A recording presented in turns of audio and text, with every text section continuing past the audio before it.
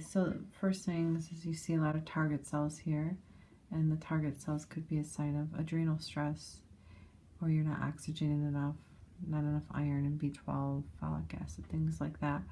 When you see that there are different sizes too, that could mean the same thing. And then this guy here, when you start to see that, I don't know if you're having any back issues, lower back problems. Slightly. Okay, that could be a kidney problem if it's not structural. Okay. And then the double overlap, they're not that consistent, but that's all we really see. We don't really see a cluster. Yeah. You end up seeing the double overlap, and that could be hormonal and or thyroid related, things like that. The plasma looks good in the background. That cell is a sign that it's just dying out right there. Okay.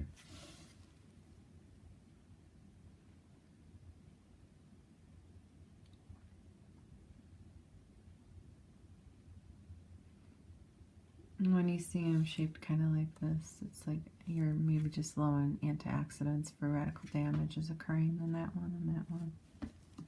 Okay.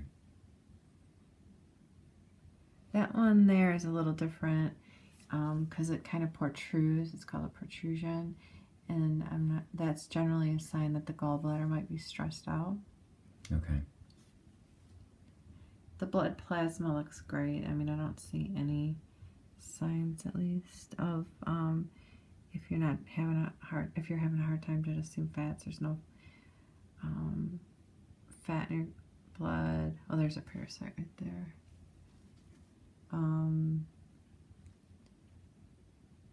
You don't have any candida or yeast, which is really great, but it's probably because your diet. Mm-hmm. Right there is a little bit of right there, that's a little bit of fungus. Okay. That could just be airborne, if anything. Okay.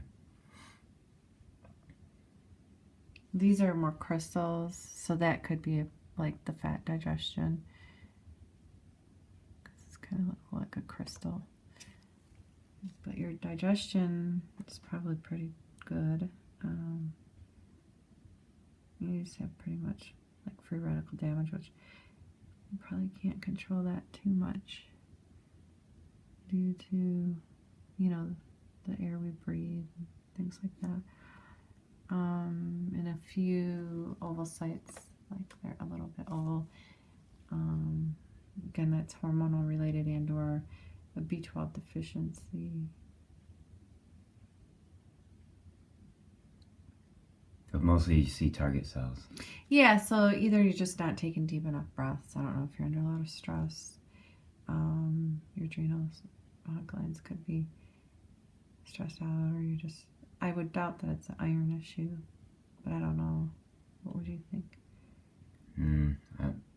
No. Could be adrenal stress. Okay. And then when it starts fading like that, it's a mineral deficiency. Okay.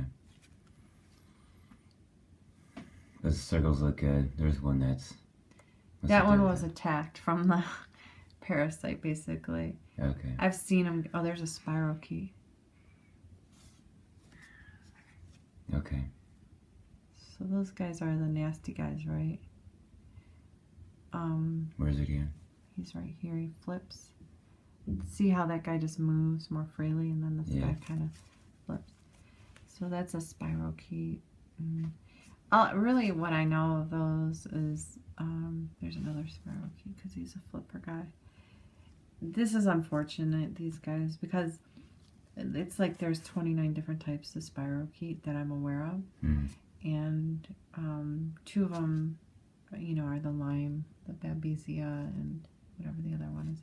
I highly doubt you have it, but these are still part of the family, and we can get them from even deer flies, or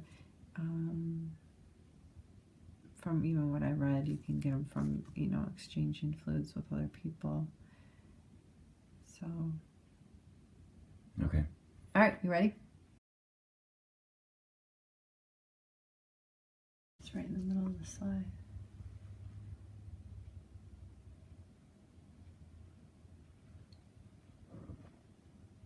So they're more on top of one another. What's the term? Aggregation. Aggregation. Mm-hmm. So what's that mean for the blood? Stickier? Well, what ends up, it's like people, you know, like our blood cells. The more you need another person to survive, the more you're going to latch onto them and take everything out of them. When we can be independent, we don't need anything. So they're latching on to one another because they started to lose their life force. Yeah. They started to lose nutrition, oxygen. So they start to huddle in on one another because they're trying to grab it off the other cell. This is after 5 minutes standing 2 feet away from the smart meter inside the house. Standing in the house, but the smart meter's on the outside wall. Your white blood cell is really whacked out. Should be nice and round. This one? Yeah. So this is throughout the slide. It's aggregated. Well, I'm taking you to the center of the slide, which is generally where you want to take the reading from. Yeah. Because when you start getting to the outside, it's all going to be aggregated. Okay. And I'm right in the center. The previous one was in the center also. Okay. In the center of the blood, if that makes more sense. Yeah. Rather than the slide. I'd say your theories are pretty correct. Okay. Anything else?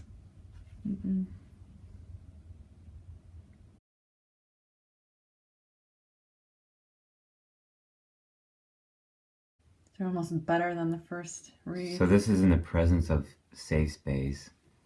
Look at your white blood cells. For 5 minutes. Point out the white blood cell. Right there. In the upper left. Yeah. It's not as contorted. So I was standing in front of the smart meter just like before for 5 minutes, but it had safe space products, a sticker, and a... You have a lot more white blood cells though, but that's probably because you were in front of the smart meter.